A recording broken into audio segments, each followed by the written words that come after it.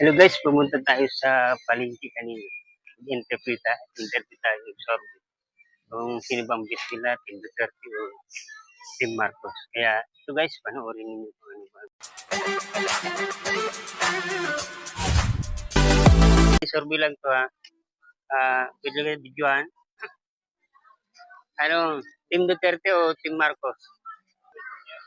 Kayo no? Ay, ano ba yung buboto mo? Team Duterte o Team Marcos? Ano bang masasabi mo bakit Team Duterte? Parang si Duterte kasi parang ino-apply ngayon eh. Di ba malapit na ang eleksyon? Team Duterte ka ba o Team Marcos? Sa mga senador? Wala pa napipili. Sige, salamat. Kanino ka ba panig? Team Duterte o Team Marcos? Ako talaga tinatanong mo. Duterte ako. Okay. Bakit Duterte? Ah, Bakit Duterte? gusto ko siya. Kasi, sa war on drugs. Okay. Ilang ha? Kanino ka panig? Team Duterte o Team Marcos? Siyempre, Duterte. Bakit? Bakit Duterte? Subok na. Walang ibang, Duterte. Isa lang yun. Matalino si Duterte, alam niya yung lalabasan niya.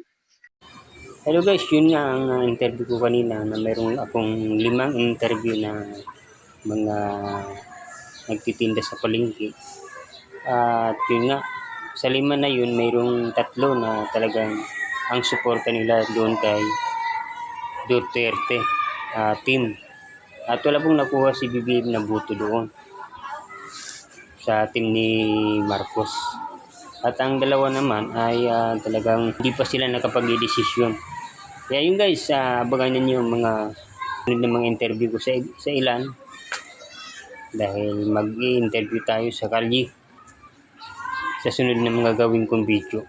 Yun lang, maraming salamat po sa inyong panonood.